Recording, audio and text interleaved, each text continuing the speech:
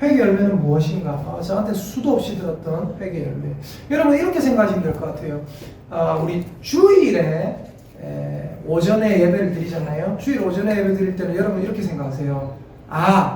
동그라미를 그렸다 이렇게 생각하세요. 이게 무슨 말인지 들어보시면 압니다. 주일에는 동그라미를 이렇게 그린 거예요. 여러분 손으로. 근데 여러분 이 사람들 중에 동그라미를, 정확한 동그라미를 한 방에 그릴 수 있는 사람이 있을까요? 아무도 없잖아요. 그죠? 아무도 없잖아요. 그 사람들이 아무리 잘 그렸다고 해도, 와 진짜 잘 그렸다고 해도 사실 완벽한 동그라미 아닌 거 아시죠? 절대 사람은 완벽하게 그릴 수 없습니다. 사람이 동그라미를 주일에는 그렸다. 무슨 말이냐면 개념을 잡았다는 거예요. 수요일 설교는 여러분 어떻게 생각하시면 되냐면 이렇게 생각하시면 됩니다. 동그라미를 그렸는데 이쪽이 짱구예요. 어떻게 해요? 살살살살 지우는 거예요. 그리고 다듬어 나가는 거예요. 아이들이 동그라미 그릴 때 이렇게 하지 않고 삭삭삭삭삭 미술하는 사람들 보면 몇 번을 더 칠하고 하다가 완성이 되면 쫙 예쁘게 그리잖아요. 그죠? 그것처럼 주일 설교는 동그라미 이렇게 그렸고 수요일 설교는 삭삭삭삭삭삭 해나가고 튀어나오고 있으면 지우개로 지워나가고 튀어나오면 지우개로 지워나가고 다시 그리고 그래가 어떻게 된 거예요? 점점 완성형 동그라미로 만들어가는 겁니다. 이해가 되시죠? 자, 그래서 우리가 이제 한번 생각을 해보면 성령의 9가지 열매에 대해서 쭉쭉 말씀을 드리고 있습니다. 사랑과 희락과 화평과 오래 참음, 아까 집사님 말씀하신 것처럼 오래 참음의 열매에 대해서 또 지난주에 말씀을 드렸습니다. 오늘은 다시 한번 뭘 강조하려고 하냐면 회개의 열매에 대해서 말씀을 드리고자 해요. 근데 이 회개의 열매를 제가 계속 여러분 회개의 열매가 가장 중요합니다. 회개의 열매가 가장 중요합니다. 회개의 열매, 회개의 열매, 회개의 열매 하니까 이제 우리 교회 성도님들은 뭐 심지어 저 10살밖에 안 되는 집에 아들도 모든 열매 중에 가장 중요한 것은 이러면 회개의 열매 바로 회개 안 하면 안 되는데 회개 안 하면 지옥 간다 이러면 맞다고 막 끄덕끄덕 하거든요. 우리 교회 성도님들은 회개의 열매를 다 아실 거예요. 근데 여러분 정확하게 사실대로 정확하게 말씀을 드리자면 회개의 열매가 아니에요. 회개의 열매가 아니라 정확하게 말하는 건 뭔지 아세요? 따라합시다. 회개에 합당한 열매. 합당한 열매. 회개에 합당한 열매. 요게 정식 명칭입니다. 마태복음 3장 한번 찾아볼게요. 마태복음 3장. 마태복음 3장. 예수님이 이 땅에 오시기 전에 6개월 먼저 태어나가지고 예수님의 앞길을 예비했던 전설적인 사람이 하나 있죠. 그냥 전설이 아니라 진짜 사람인데 제가 아주 그냥 대단했던 사람이라고 얘기하는 거예요. 누굽니까? 세례 요한. 이 세례 요한이 얘기했던 열매. 자, 마태복음 3장 8절입니다. 같이 한번 읽어보도록 하겠습니다. 시작. 그러므로 회개에 합당한 열매를 맺고. 이게 무슨 말이에요? 이런 말이에요. 너희들이 회개했다면 무슨 말이에요? 그에 합당한 열매가 맺혀야 된다 이 얘기거든요. 너희가 회개를 했다면 회개한 사람이 마땅히 나와야 되는 열매가 맺혀야 된다 이 말이에요. 너희가 회개했다면 당연히 나와야 되는 열매가 있다는 거예요. 그 열매가 뭡니까? 성령의 9가지 열매인 거예요. 이해가 되시면 아멘. 예. 그래서 중요한 게 뭐냐면, 근데 저 누가복음에 보면은 제가 실로암에서 망대가 무너져 치워 죽은 18사람 설교할 때 예수님께서 비유를 얘기하실 때 예수님께서 너희도 만일 회개하지 않으면 반드시 이와 같이 망하리라 했던 그 포도원에 심기어진 무화과 나무 있잖아요.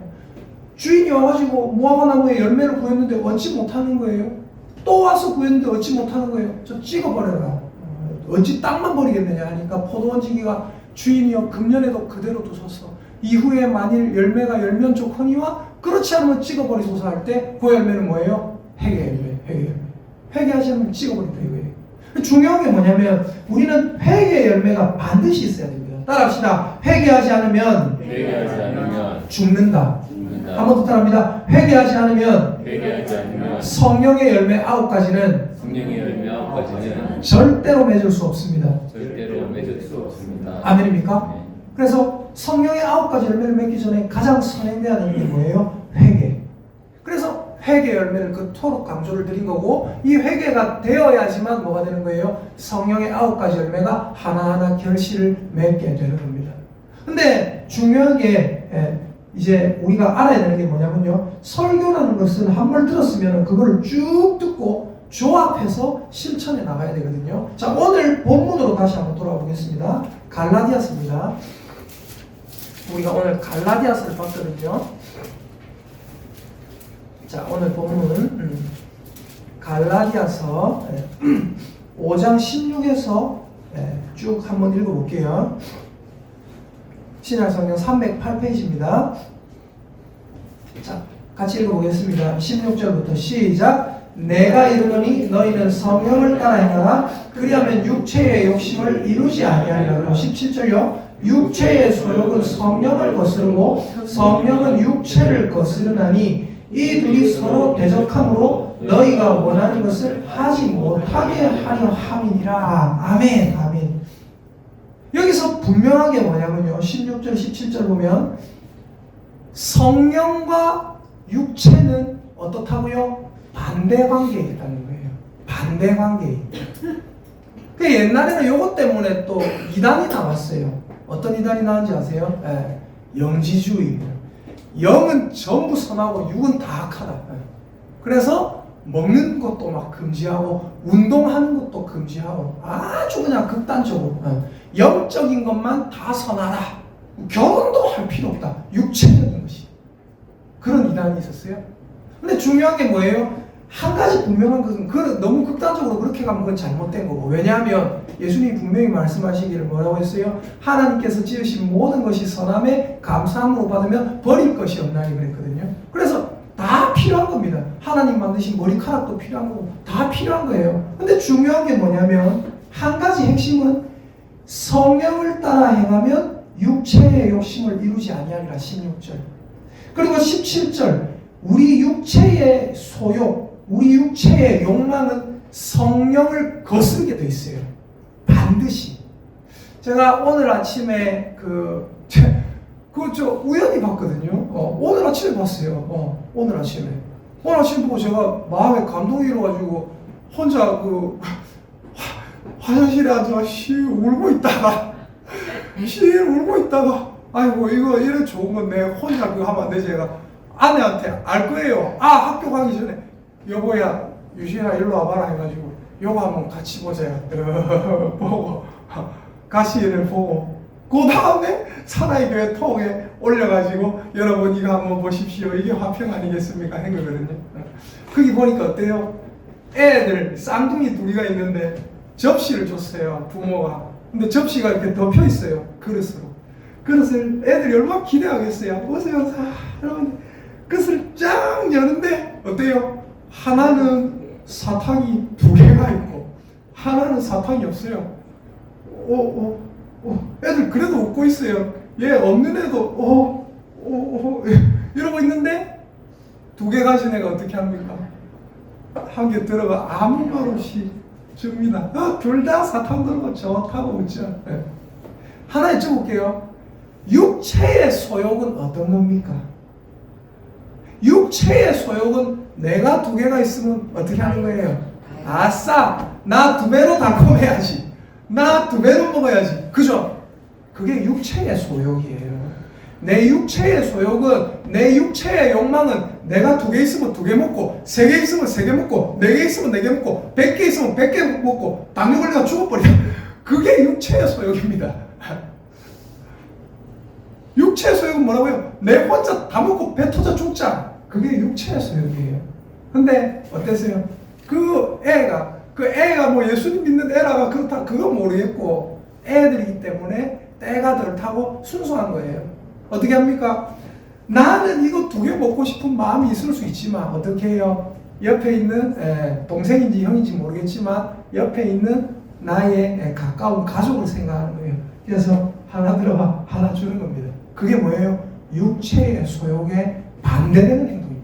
육체의 소욕을 거스르는 행동이에요. 여러분, 저와 여러분은 이 육체의 소욕을 거스를 수 있는 성도들이 되시기를 예수님의 이름으로 축복합니다. 아멘. 자, 그래서 16, 17절 보니까 너희가 성령을 따라 행하면 육체의 욕심을 이루지 아니할 것이고, 17절 육체의 소욕은 반드시 성령을 거스르게 되어 있고 성령은 육체를 거스르게 되어 있다. 그리고 그 둘은 서로 대적하게 되어 있다. 그래서 너희가 원하는 것을 하지 못하게 되어 있다. 이렇게 적혀 있어요. 그러니까 제가 예전부터 자주 말씀드렸던 내용이 하나 있습니다. 뭐라고 했어요? 이 세상 역사는 선과 악의 싸움의 역사다 그랬잖아요.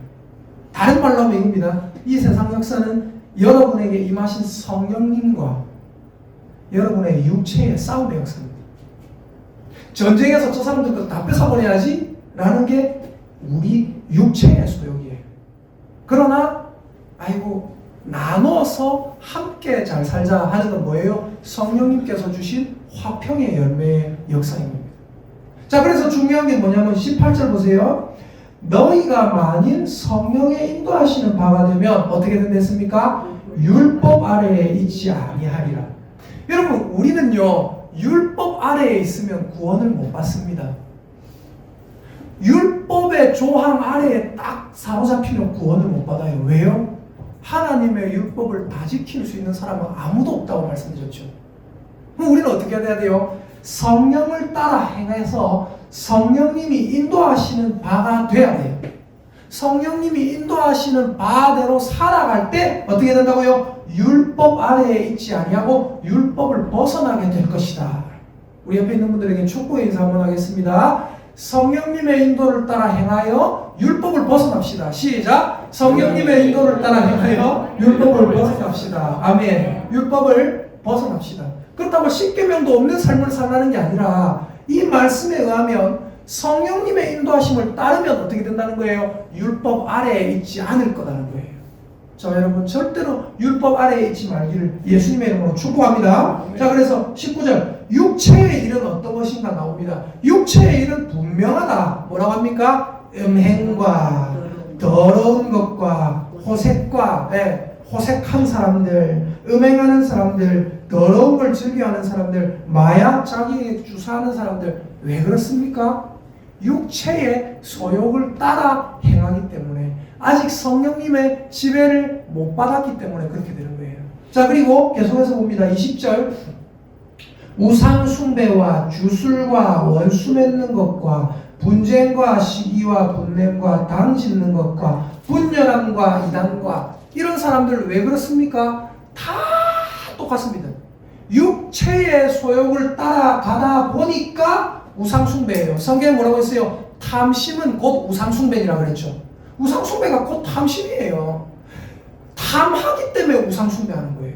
너희는 하나님만으로 충분하다는 거 아나? 너희들은 내 아들과 내 딸이니까 나 외에 다른 신이 없다는 거 아나? 그러면 나 외에 다른 신을 섬기지 말라 했는데 어떻게 됩니까? 육체의 욕심을 따라 다른 신이 더 있으면 좋겠는 거예요.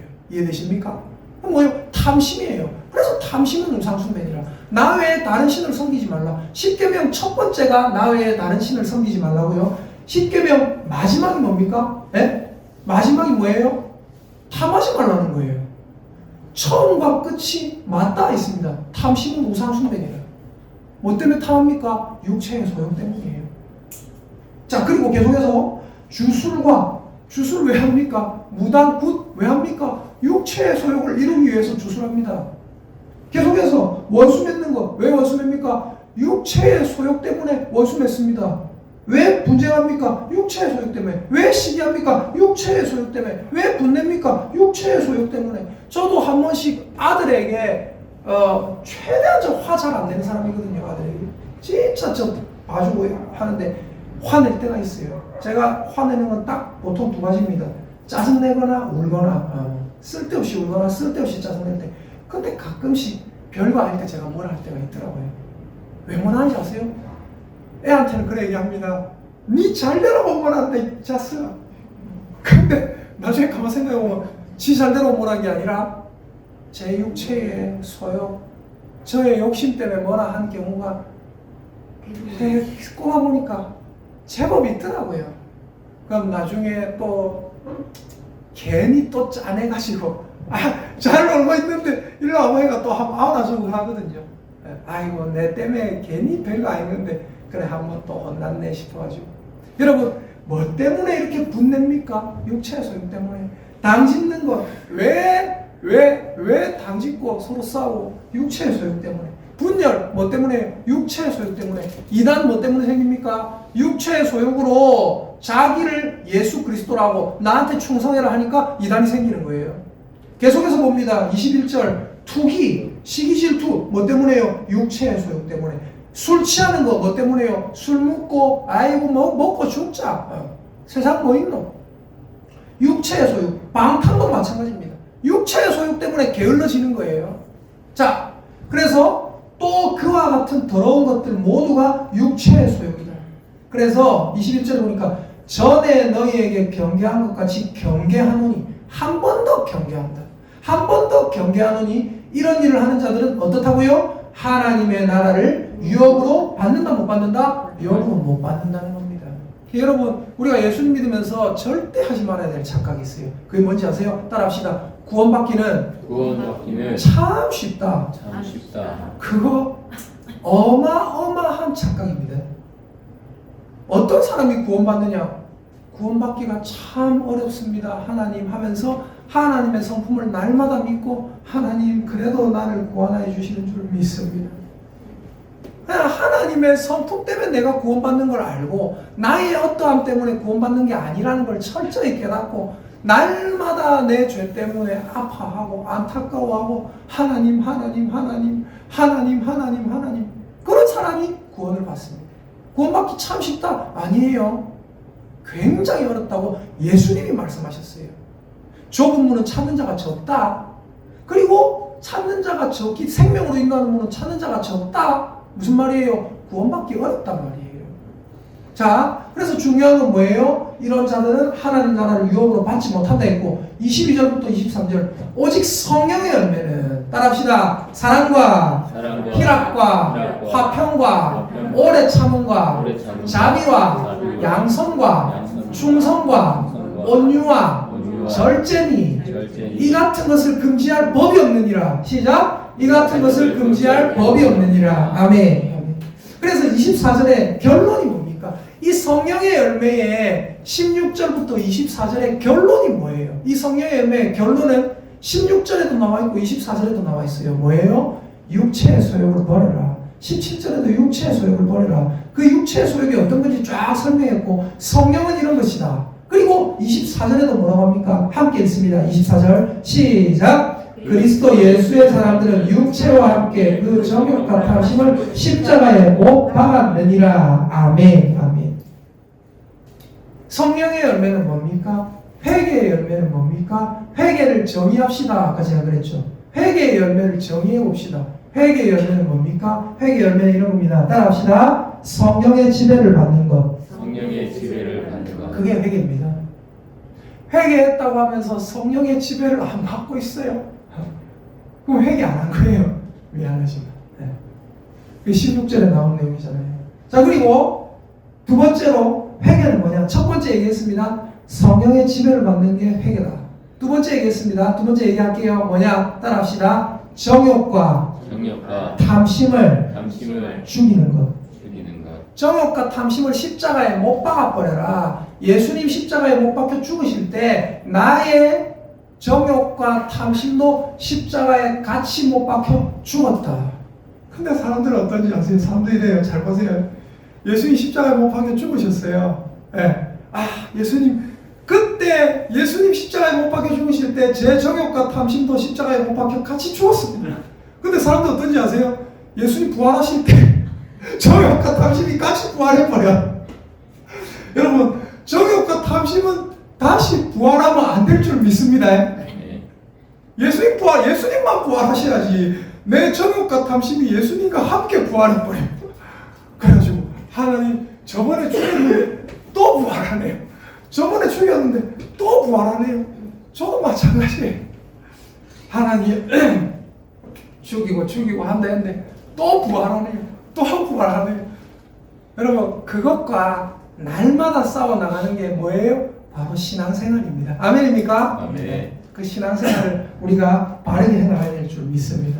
여러분, 한마디로 말하면 회개라는 건 뭐냐면요. 제가 두 개로 말씀드렸어요. 첫 번째 뭐예요? 성령의 지배를 받는 것이 회개다. 두 번째 뭐라고 했어요? 나의 정욕과 탐심을 십자가에 못 박아 죽여버리는 게 회개다 그랬어요. 그죠? 그러나 한마디로 이 두 개를 한마디로 요약하면 뭐냐면, 한번 적으시는 분들이 있으면 적어보세요. 회개란, 적어보세요. 회개란 자기를 부인하는 것이다. 회개는 뭐라고요? 자기를 부인하는 것. 그 이상도 그 이하도 아닙니다. 회개는 뭐예요? 자기를 부인하는 삶을 사는 것. 그게 바로 회개입니다. 마가복음 8장 마가복음 8장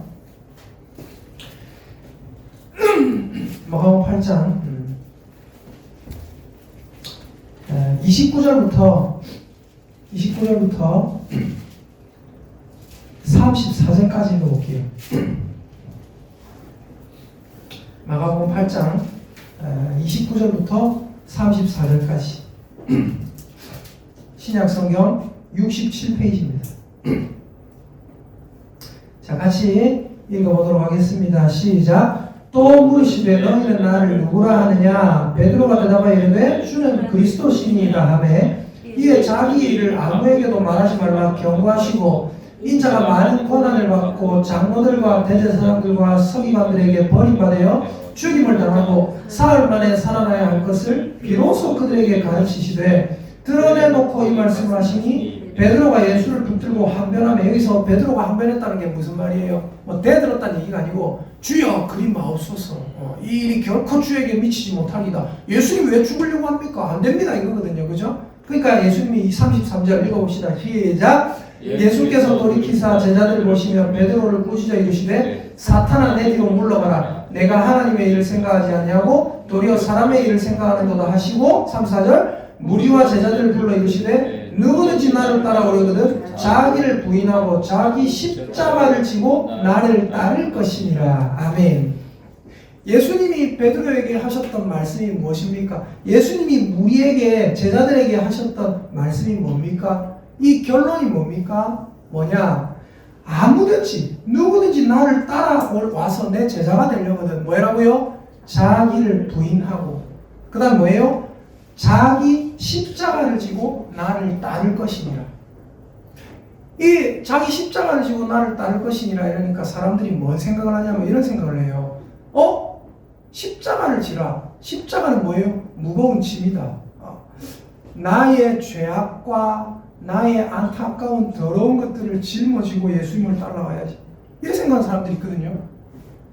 나의 더러운 것들 그걸 왜 짊어지고 예수님을 따라가요? 맞잖아요. 말이 안 되잖아요. 맞죠? 나의 게으름과 나의 나태함, 나의 육체의 정욕과 탐심, 나의 더러운 것들, 내 안에 있는 육체의 소욕들을 그걸 왜 짊어지고 예수님 따릅니까? 여기서 자기 십자가를 지고 예수님 따르라는 얘기는 자기 소욕과 자기 정욕을 짊어지고 따라가라 그게 아니라 무슨 말이냐면 여러분 이런 거예요. 성령님이 마음에 있는 사람은요, 여쭤볼게요. 여러분 한번 가만히 생각해보세요. 성령님이 마음에 계시는 사람들은 날마다 마음이 편안할까요? 아니면 부담이 될까요? 여러분 어떻게 생각하십니까? 미국의 대부흥사였던 목사님이 있습니다. 드와이트 무디 목사라고 들어보셨을 거예요. 안 들어보신 분들도 있을 수 있지만 이 무디 목사가 성령님을 그렇게 구했습니다. 성령님 입만 열면 성령님, 날마다 성령님, 밥만 먹으면 성령님, 성령님이 나한테 많이 충만하게 임하면 좋겠다. 성령님.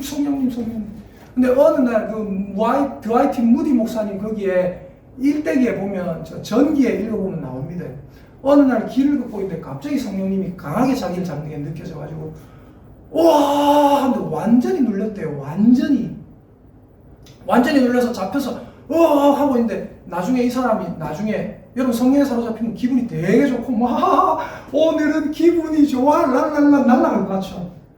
무디 목사님이 이랬답니다. 하나님 이제 그만! 일대기에 나와요. 하나님 이제 그만. 여러분 성령에 사로잡히면요 부담이 됩니다.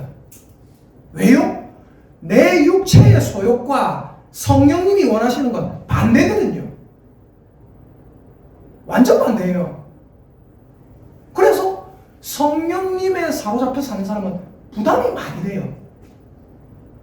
신대원 교수님 중에 박영자 돈자 교수님이 있습니다. 박영돈 교수님이라고. 그 교수님의 성령 충만 실패한 자들을 위한 은혜라는 책이 있어요. 그 책 목사님들이나 신학자들이 뭐 제대로 생각이 박힌 분들이라면 다 읽고 탁월한 책이다 했던 책입니다. 성령 충만 실패한 자들을 위한 은혜. 그 교수님이 신대원에서 설교하면서 무슨 얘기했는지 아세요? 이런 얘기 하셨어요. 우리들 앉혀놓고 성령의 사람은 여러분이 볼 때는 뭐 얼굴에 기름칠이 잘 돼 있고 얼굴이 뭐 달덩이 같이 훤하고 그럴 것 같죠? 안 그렇습니다. 그러셨어요. 뭔지 모르게 미간에 주름이 하나 잡혀 있고 뭔가 약간 좀 안타까워 보이고 오히려 그럴 경우가 많대요. 자기가 만나본 결과 그렇대요. 왜요? 부담이 돼요. 성령에 사로잡혀 사는 것은 내 육체의 소욕과 반대되는 삶이기 때문에 부담이 된다고요. 여기서 자기를 부인하고 날마다 제 십자가를 지고 자기 십자가를 지고 나를 따르라는 말은 무슨 말인지 아십니까? 따라합시다. 성령의 사람은 날마다 성령님이 주시는 부담감을 짊어지고 살아갑니다. 아멘입니까? 주일날 때로는 죽겠어요. 그런데 어때요? 아이고 하나님 제가 뭐 요 정도 아파가지고 회사도 이럴 때 뭐 아프다고 해도 회사도 가는데 하나님 내가 요 정도가 그거 아니에요. 지금 뭐 아프시가 못 오시고 이런 거 얘기하는 게 아닙니다. 이게 그만큼 부담이 된다. 부담이 되잖아요. 맞죠? 못 오시는 분들도. 아프셔가 못 온 분들을 제가 막 그거 하는 게 아니고 아프셔가 못 온 분들도 어때요? 마음의 거룩한 부담감으로 막 사로잡혀요. 아이고 하나님 제가 이래 아파갖고 그래도 가야 되는데 이런 부담에 사로잡힌다고요. 왜요? 성령님이 우리 마음에 계시니까 부담되는 거예요. 주일 안 지키는데 마음에 아무런 부담이 없어서 나는 마음이 편하던데 나는 주일 안 지켜도 마음이 편안하고 난 주일에 아무것도 안 해도 마음이 편한데 나는 입을 열어 예수님 한마디도 안 해도 마음이 편안한데 난 기도 안 하고 밥 먹어도 마음이 편안한데 미안하지만 성령님이 내 마음에 계시는 거야. 베드로에게 예수님이 뭐라 하셨어요? 요한복음 찾아볼게요. 요거만 이제 찾고 마칩니다. 요한복음 21장입니다. 요한복음 21장에 가만히 보시면 이게 그거구나. 자, 요한복음 21장 잘 보세요. 15절부터 가만히 보면 15절부터 자 요한복음 21장 15절부터 볼게요.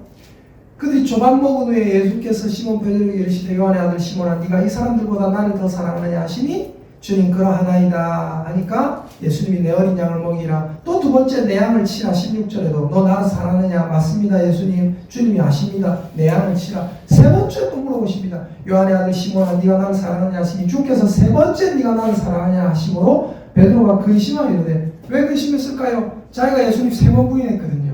세 번 부인했는데 세 번 물어보시거든요. 그러니까 얘가 그게 떠올라서 근심합니다.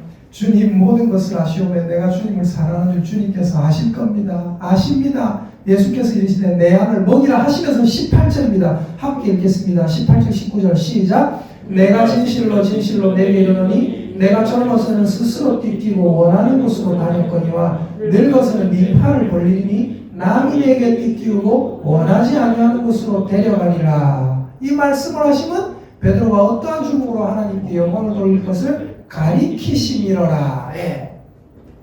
베드로에게 예수님이 하신 말씀이 베드로야 네가 젊었을 때는 스스로 네 마음대로 띠를 띠고 원하는 곳으로 막 다녔다. 네 마음대로 허리띠를 딱 매가지고 네 원하는 곳으로 마음대로 다녔다. 그러나 뭐라고 합니까? 늙어서는 뭐 한다고요? 네 팔을 벌릴 것이다. 그리고 뭐라고 합니까? 남이 너에게 띠를 띄울 것이다. 그리고 뭐랍니까? 원치 아니하는 곳으로 데려가리라. 무슨 말이에요? 베드로야, 젊어서는 네가 육체의 욕심을 따라 열심히 살았다. 열받으면 끄집어 칼로 말고의 길을 막 잘라버리고 네 그래 살았지 않느냐? 네 욕심을 따라 나를 부인하고 그래 살았지.